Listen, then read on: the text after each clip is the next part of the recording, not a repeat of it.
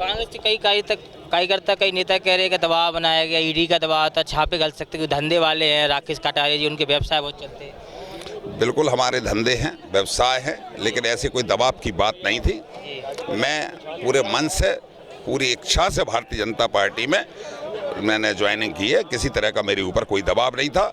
इस टाइप के आरोप प्रत्यारोप तो फिर लगते ही रहते हैं, ये तो सब अपनी मन की बातें हैं, लेकिन मैंने बड़े मन से भारतीय जनता पार्टी की ज्वाइन की। नमस्कार, बात की जाए विदिशा जिले की और विदिशा लोकसभा सीट की। विदिशा लोकसभा सीट इस बार चर्चाओं में है। चर्चाओं में इसलिए है कि मध्य प्रदेश के पूर्व मुख्यमंत्री शिवराज सिंह चौहान को वहां से भारतीय जनता पार्टी उतारा है। लेकिन हमारे साथ कांग्रेस के नेता नहीं कहें, भाजपा के नेता कहें, राकेश कटारिया जी हैं जो कांग्रेस के जिलाध्यक्ष रहे, लेकिन भारतीय जनता पार्टी में आ गए हैं। उनसे पूछेंगे क्या कैसे चुनाव में काम करेंगे, कैसे आएगा, कैसे काम करेंगे। अब भारतीय जनता पार्टी में आ गए। भारतीय जनता पार्टी की जो भी कार्यक्रम हमें मिलेगा, उनकी जो नीति होगी, जो कार्यक्रम होगा, उसके अनुसार हम निश्चित तौर पर पोलिंग स्तर पे बड़ी मजबूती से काम करने का हर संभव प्रयास करेंगे। चूँकि विदिशा लोकसभा जो बड़ी हाई प्रोफाइल सीट है और वो सीट निश्चित तौर पर जिस टाइप से राज्यसभा में टिकट दे के व्यक्ति को राज्यसभा का सांसद बनाया जाता है, अकेला टिकट मिलना ही मात्र विदिशा लोकसभा का सांसद बनना है।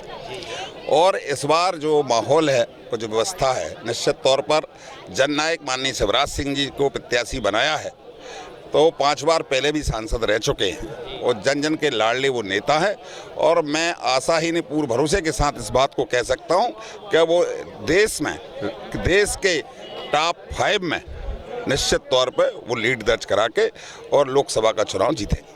कांग्रेस के कई नेताओं का आरोप है कि क्या कारण रहे, क्या तालमेल नहीं बैठ पा रहा था पार्टी में, जो आपने पार्टी छोड़ी एकदम से, बातचीत भी नहीं की कई नेताओं से।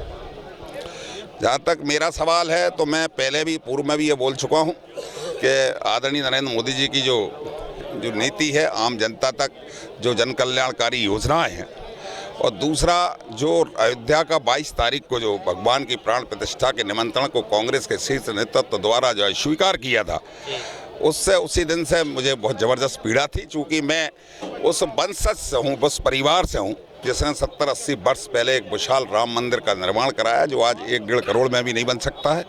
और दूसरा, मेरे जितने प्रतिष्ठान हैं, व्यवसायिक प्रतिष्ठान, चाहे मेरा हॉस्पिटल हो, चाहे मेरा इलेक्ट्रॉनिक शोरूम हो, चाहे मेरी होटल हो, चाहे मेरा फर्नीचर का शोरूम हो, चाहे मेरे पेट्रोल पंप हो, चाहे मेरे एग्रीकल्चर कृषि फार्म हो, चाहे मेरे निवास स्थान हो, इस सभी श्री राम के नाम पर हैं, उन्हीं के नाम से संचालित है। और मेरे पिताजी का नाम भी स्वर्गीय श्री राम सेवक जी कटारे था। वो पीड़ा मुझे इतनी हुई कि निश्चित तौर पर उसको मैं उस पीड़ा को बर्दाश्त नहीं कर सका और मैंने निश्चित तौर पर राम के शरण में जाते हुए भारतीय जनता पार्टी ज्वाइन की थी। कांग्रेस के कई कार्यकर्ता कई नेता कह रहे हैं कि दबाव बनाया गया, ईडी का दबाव था, छापे घल सकते, क्योंकि धंधे वाले हैं राकेश कटारिया जी, उनके व्यवसाय बहुत चलते हैं। बिल्कुल हमारे धंधे हैं, व्यवसाय है, लेकिन ऐसी कोई दबाव की बात नहीं थी। मैं पूरे मन से, पूरी इच्छा से भारतीय जनता पार्टी में मैंने ज्वाइनिंग की है। किसी तरह का मेरे ऊपर कोई दबाव नहीं था।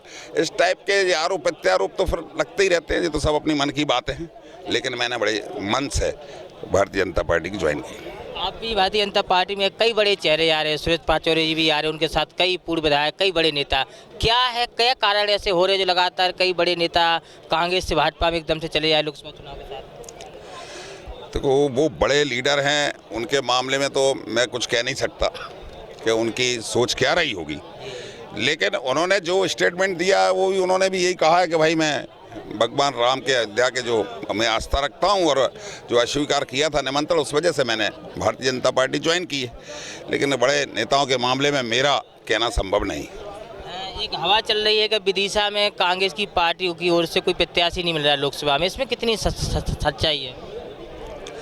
ये बात सच भी हो सकती है, चूँकि अब वर्तमान में भारतीय जनता पार्टी ने प्रत्याशी जननायक शिवराज सिंह चौहान साहब को बनाया है। शिवराज सिंह चौहान साहब के सामने चुनाव लड़ना एक बहुत बड़ी चुनौती है। वो व्यक्ति जमानत भी बचा ले तो बहुत बड़ी बात हो गई। तो प्रत्याशी ना मिलने के समान ही मैंने बोला ना कि विदिशा लोकसभा भारतीय जनता पार्टी के लिए राज्यसभा टिकट जैसा है। राज्यसभा में टिकट मिलने के बाद आदमी ये मानता है कि वो राज्यसभा का सांसद बन गया। इसी टाइप से विदिशा लोकसभा एक ऐसी सीट है कि लोकसभा का मात्र टिकट मिलना ही लोकसभा सांसद बनना सुनिश्चित तय है। माननीय शिवराज सिंह चौहान साहब को तो सिर्फ लीड तय करने के लिए चुनाव लड़ना है कि वो कितने सर्वाधिक मतों से विदिशा लोकसभा को चुनाव को जीत सकते हैं। कोई बड़ी जिम्मेदारी भारतीय जनता पार्टी में अगर आपको मिले या लोकसभा के बाद निगम बोर्ड कुछ मिले, कैसे काम करेंगे, क्या भावना है? मैंने आपको बोला कि पार्टी जो मैंने कांग्रेस में रहते हुए भी जो पार्टी ने दिशा निर्देश जो जवाबदारी है मुझसे सौंपी थी उन पर मैंने काम किया है, और अब मैं भारतीय जनता पार्टी में भी जो जवाबदारी मुझे मिलेगी निश्चित तौर पे मैं हर संभावना पर खरा उतरने का प्रयास करूंगा। राकेश कटारे जी अपनी भाषा शैली के लिए जाने जाते हैं। कांग्रेस में रहे, खूब काम किया, लेकिन भाजपा में आ गए। उन्होंने कहा कि कोई भी जिम्मेदारी मुझे मिलेगी काम करूंगा। जुड़े रहे हमारे साथ। न्यूज़ की रिपोर्ट, भोपाल, मध्य प्रदेश।